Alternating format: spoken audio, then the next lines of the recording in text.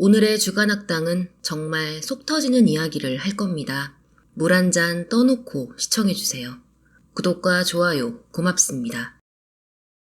1991년 서울특별시 마포구 대흥동 38살 권영식 씨는 2살 어린 아내와 함께 두부와 콩나물 장사를 하며 생계를 이어가고 있었습니다. 어떻게든 맛있게 두부를 만들고 튼실한 콩나물을 기르기 위해 불철주야 노력을 했던 까닭은 집에서 엄마 아빠를 기다리는 첫째 민영이, 둘째 민수, 셋째 민지를 위해서였습니다. 특히 민수와 민지는 각각 초등학교 4학년, 3학년으로 아직 엄마 아빠의 손이 많이 필요한 나이였는데요. 잠시 1990년대 초반의 사회 분위기에 대해 이야기해 보겠습니다. 당시를 기억하는 분들이라면 잘 아시듯 이때는 맞벌이 부부가 매우 드물었던 시절입니다. 여성 일자리가 적었다는 것도 이유라면 이유지만 아빠는 밖에 나가 돈을 벌어오고 엄마는 집에서 살림을 해야 정상적인 가정이라는 이상한 고정관념이 사람들 머릿속에 박혀있던 게 더 큰 원인이었습니다. 만약 맞벌이 하는 집의 자녀가 학교에서 공부를 좀 못하거나 친구들이랑 놀다가 크고 작은 실수를 하면 사람들은 부모가 둘 다 돈 벌러 나가서 애가 저렇게 된 거라며 뒤에서 손가락질을 했었습니다. 마치 가정교육도 사랑도 받지 못하고 방치당한 불쌍한 문제아 취급을 했던 거죠. 어처구니 없지만 진짜 그랬습니다. 다시 이야기로 돌아와서 이러한 사회 풍조 때문에 권 씨 부부는 항상 아이들에게 미안한 마음을 가지고 있었습니다. 하지만 녹록치 않은 가정 형편에 두부를 팔아 입에 풀칠이라도 하려면 부부가 2인 삼각을 하듯 함께 뛰는 수밖에는 없었습니다. 엄마 아빠가 시장에서 장사를 하는 동안 학교에서 돌아온 새 아이들은 긴 시간을 어른 없이 보내는 방법을 스스로 체득하면서 무럭무럭 자라가고 있었습니다. 만약 그날의 사건이 벌어지지 않았다면 5가족은 여느 집과 다를 바 없이 복작거리면서 평범한 일상을 보낼 수 있었을 것입니다. 1991년 9월 30일 오후 6시경 가게를 잠시 비우고 다른 용물을 보러 갔던 부부는 시장으로 돌아오자마자 발을 동동 구르는 옆 가게 아주머니와 마주합니다. 민수 엄마, 빨리 집에 가봐. 방금 민수가 가게에 왔다 갔는데 집에 불이 났대. 부부는 깜짝 놀라 황급히 집을 향해 뛰었습니다.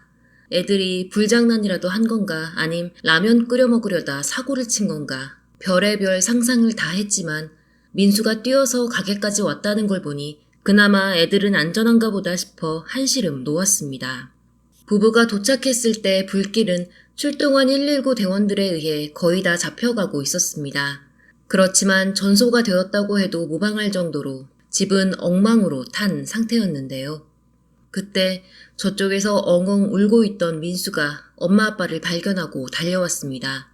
부부는 민수를 껴안으며 어디 다친 데가 없는지 살폈습니다. 민수는 몸 여기저기 화상을 입고 있었습니다.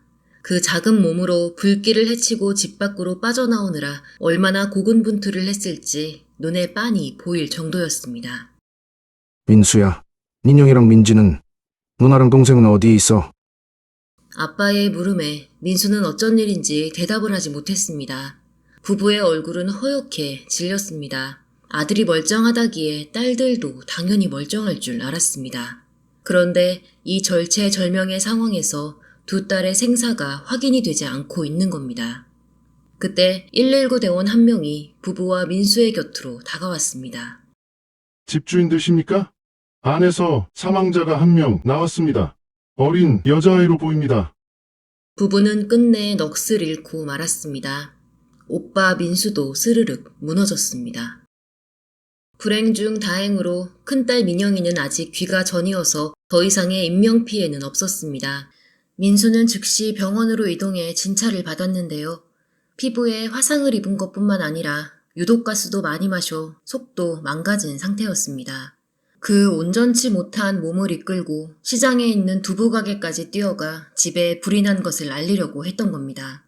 하지만 안타깝게도 가게에는 아무도 없었고 민수는 다시 집 쪽을 향해 뛰며 도움을 받을 만한 사람을 곰곰이 생각했습니다. 그러다 친한 친구 현우를 떠올렸고 민수는 그 길로 친구의 집으로 가서 현우의 어머니에게 집에 불이 난 사실을 알렸습니다. 이렇게 해서 119가 출동할 수 있었습니다. 그런데 민수에게는 몇 가지 이상한 상처들도 발견됐습니다. 먼저 목에 선명하게 남은 줄자국이었는데요. 마치 무언가에 의해 목이 칭칭 감겨 강하게 압박이 가해질 때나 생길 법한 형태였습니다. 또 다른 상처는 배에 있었습니다. 민수의 배 주변에는 날카로운 무언가에 찔린 자국이 무려 10군데가 넘게 발견됐습니다. 깊이 찔리지는 않아서 생명에 지장은 없었지만 어디에 부딪히거나 넘어져서 생긴 것이 아닌 누군가 고의로 만든 상처인 것만은 분명했습니다. 대체 불난 집안에서 무슨 일이 있었기에 몸에 이런 흔적들이 남은 걸까요? 의사들은 고개를 갸웃거렸지만 지금은 산소호흡기를 착용한 채 힘겹게 버티고 있는 민수의 회복을 돕는 게 먼저였습니다. 아이들만 있는 집에서 불이 나는 것은 비교적 흔히 발생하는 사고였습니다. 동네 사람들 역시 애들이 실수로 집에 불을 낸 것이라 생각해 안타까움에 혀를 쯧쯧 찼습니다. 그렇지만 애초부터 경찰은 이 화재를 불의의 사고로 보지 않았습니다. 숨진 민지의 목에 전깃줄, 정확히는 가전제품 코드가 칭칭 감겨 있었기 때문입니다. 민지는 부검을 위해 국과수로 보내졌고 경찰은 현장의 목격자이자 생존자인 민수가 퇴원을 하자 즉시 그와 만나 무슨 일이 있었는지 진술을 받았습니다. 최초 증언은 이러했습니다. 민지와 민수는 사건 당일 둘만 집에 있었지만 각각 다른 방에서 놀고 있었습니다. 그러다 오후 4시 40분경 민수가 방에서 나와 민지가 있는 방의 문을 열었을 때 동생은 발가벗은 채 바닥에 누워 있었고 하반신과 입 주변에 피가 나 있었습니다. 민지의 옆에는 웬 처음 보는 아저씨가 서 있었습니다. 민수의 묘사에 따르면 집배원 복장을 한 아저씨였습니다. 남자의 얼굴을 제대로 보기도 전에 민수는 순식간에 그에게 공격을 당했습니다. 목에 생긴 전깃줄 자국과 복부의 흉터는 전부 이 괴한에 의해 생긴 것들이었죠. 그대로 민지 옆에 쓰러진 민수는 목이 들려 실신을 했다가 가까스로 눈을 떴습니다. 사방은 무시무시한 화마에 휩싸여 있었습니다. 민수는 아픈 몸을 일으켜 화상을 입으면서 불길을 헤치고 현관에까지 도달했습니다. 그저 빨리 어른들에게 도움을 요청하는 것이 할 수 있는 일의 전부였습니다.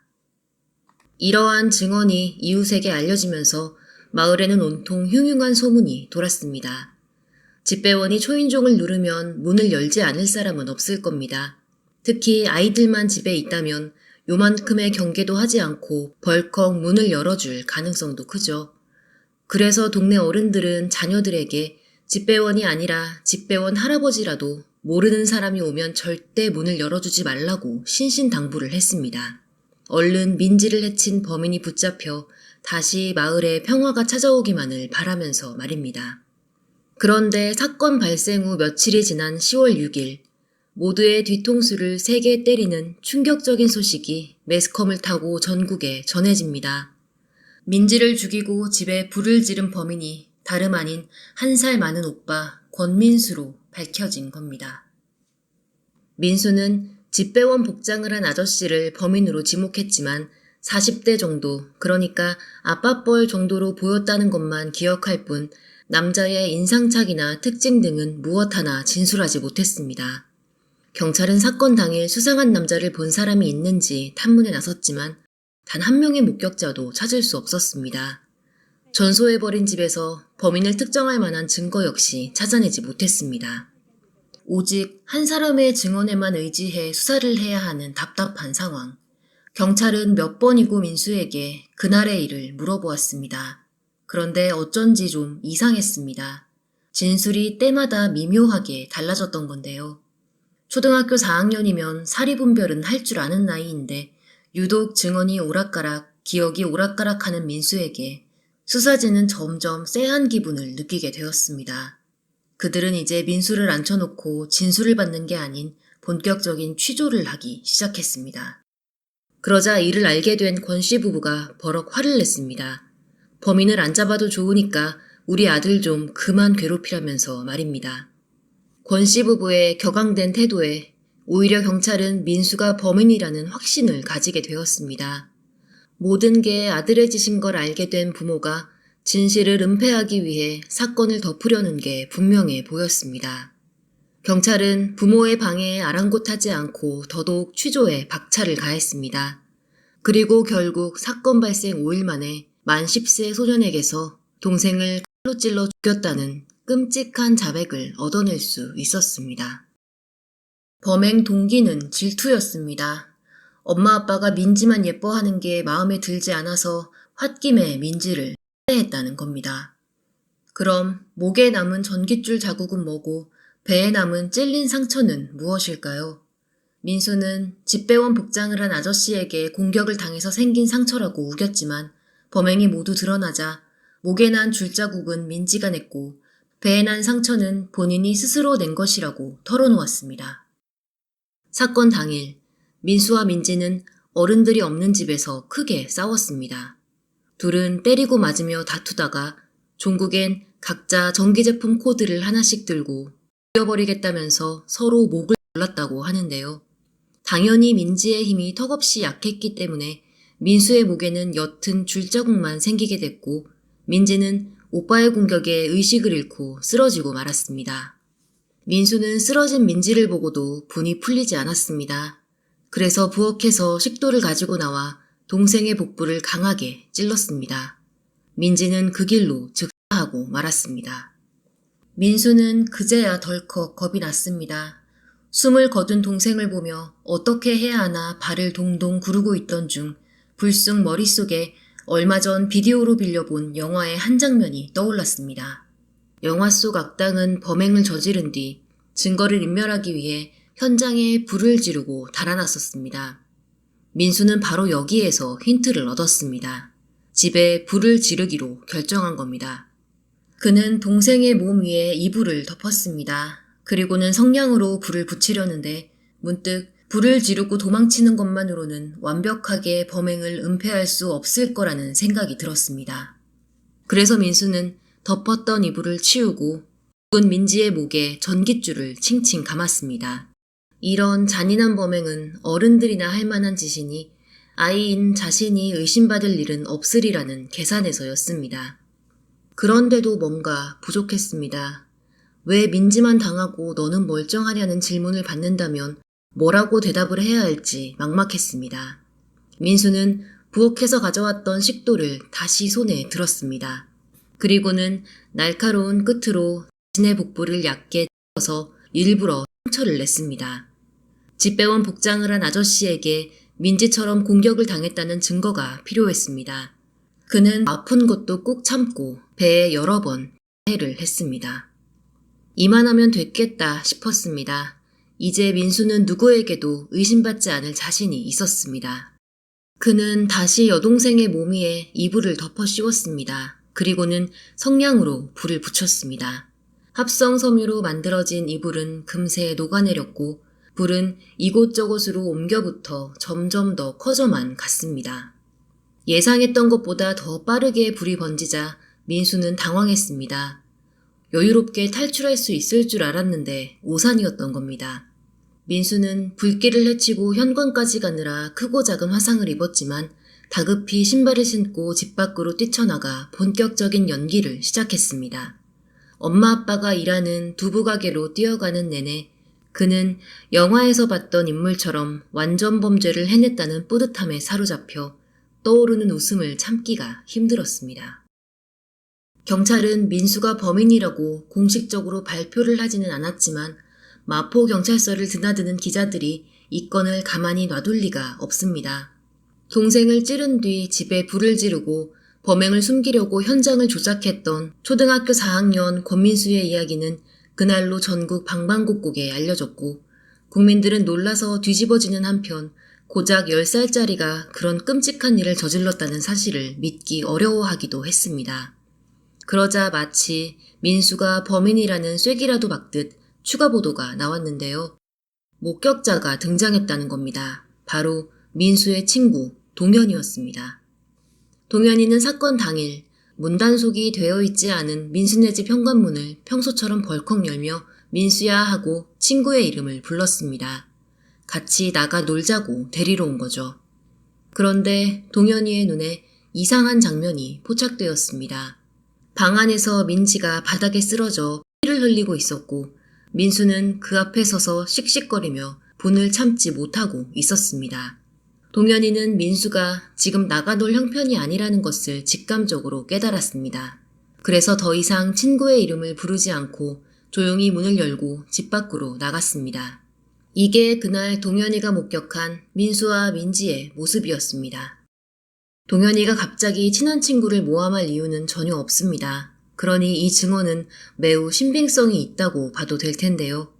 아니나 다를까 동현이의 목격담이 보도되자 사람들은 민수가 범인이 맞다는 확신을 갖게 되었고 어린 악마와 그런 악마를 만들어낸 부모를 욕하기 시작했습니다. 대체 애를 어떻게 키워야 10살짜리가 저렇게 악독해질 수 있는지 대중은 혀를 내두르고 고개를 저었습니다.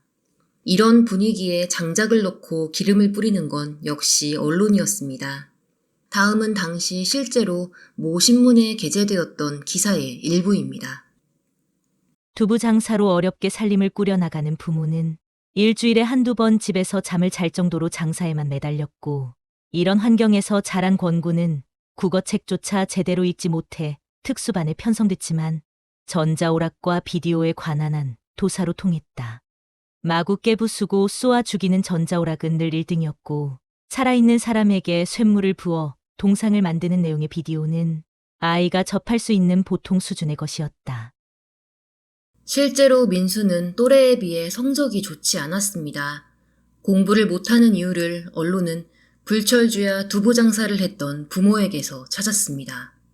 잔인한 범행을 저지르고 은폐 공작을 했던 것은 민수가 하라는 공부는 안 하고 호환 맘마보다 더 무섭다는 게임과 영화에만 빠져있던 탓이었습니다. 물론 이 역시 부모가 맞벌이를 하느라 애를 제대로 챙기지 못해서 벌어진 사달이라고 매스컴은 결론지었습니다. 그래서 하다하다 이런 문장까지 신문에 실립니다. 형사 미성년자여서 부모의 손을 잡고 경찰서를 나서는 권군의 뒷모습을 보며 한 경찰 간부는 고아 아닌 고아로 길러진 권군은 커서 무엇이 될까라는 안타까운 독백을 되뇌었다. 권 씨 부부는 이러한 보도에 억울함을 금치 못했습니다. 그들이 생계를 꾸리기 위해 두부 장사에 매진했던 것은 맞지만 반드시 하루에 2-3번 꼬박꼬박 집에 전화해 아이들과 통화를 하면서 안부를 챙겼습니다. 이런데도 애들을 고아 아닌 고아로 키웠다며 정신 나간 부모라고 온 세상이 낙인을 찍은 겁니다.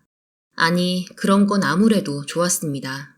더 중요한 것은 눈에 넣어도 아프지 않을 귀여운 막내딸을 잃었다는 사실이었고 그 슬픔을 달래고 말고 할 틈도 없이 하나밖에 없는 아들이 살인자 신분이 되었다는 지독한 현실이었습니다.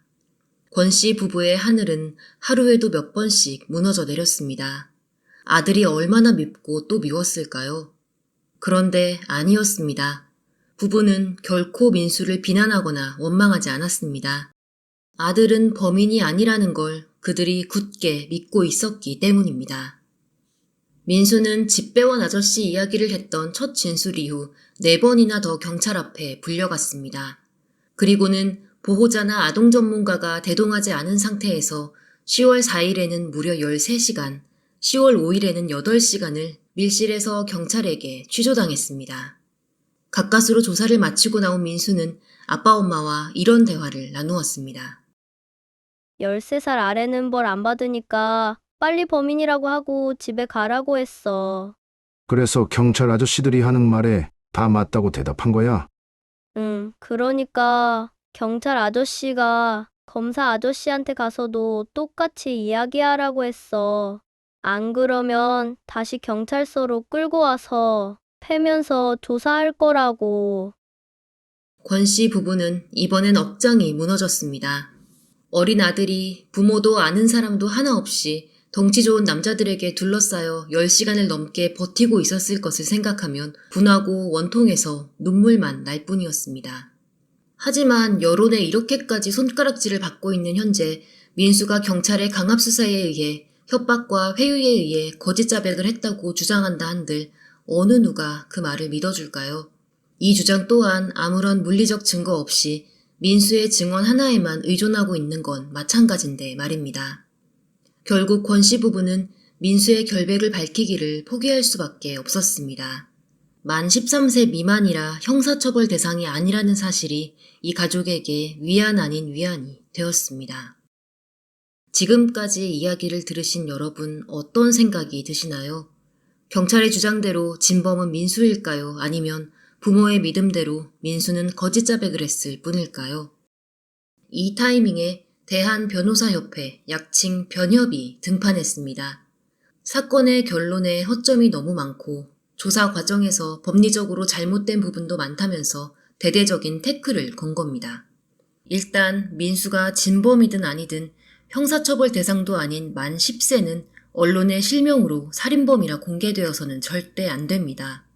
경찰은 자기들이 공개한 게 아니라 기자들이 어째저째 알아버려서 기사가 나간 것이라 변명했지만 고등학생도 아니고 초등학생의 신변이 오고 가는 일입니다. 더 이상 함부로 보도가 되지 않도록 초강경 대응을 하지는 못할 망정 그들은 소 닭 보듯 강 건너 불구경하듯 언론이 벌이는 난장판을 지켜만 보고 있었습니다. 변협은 이게 다 여론몰이를 하려는 의도가 아니었냐며 뼈 때리는 지적을 했습니다. 10살짜리를 용의자로 특정하고 어른도 견디기 힘든 장시간의 신문을 반복했다는 것은 경찰 입장에서는 사실상 돌아올 수 없는 강을 건넌 것과 마찬가지죠. 어떻게든 민수가 범인이어야 하는 상황이니 대중이 그렇게 믿도록 언론 플레이를 했을 가능성도 부정할 수 없습니다. 당연히 경찰은 아니라고 했지만 말입니다. 이때 국과수의 부검 결과가 나왔습니다. 민지의 사인은 질식이었습니다. 경찰은 분명 민수가 식도로 민지의 복부를 공격한 것이 사망의 주된 원인이라고 했습니다. 그런데 엉뚱하게도 질식이라니 변협이 이 점을 따지고 들자 경찰은 다음과 같이 해명했습니다. 민수는 식도로 이을에 깊은 자상을 입혔습니다. 그리고 아직 민지의 숨이 약간 붙어 있는 상태에서 이불을 덮어 불을 질렀습니다. 이 때문에 결과적으로는 질식사라는 소견이 나왔지만 숨이 끊어진 이유는 복부의 자상이라 해도 무방합니다. 제법 그럴싸한 이야기 같기도 한데요. 변협은 콧방귀를 뀌었습니다. 민지의 복부에서는 무언가에 찔리는 적이 전혀 발견되지 않았다고 국과수에서 공식적으로 밝혔기 때문입니다. 도대체 어떻게 된 일일까요? 민수는 그날 뭘 찌른 걸까요? 아니, 애초에 뭘 찌르기나 한 걸까요?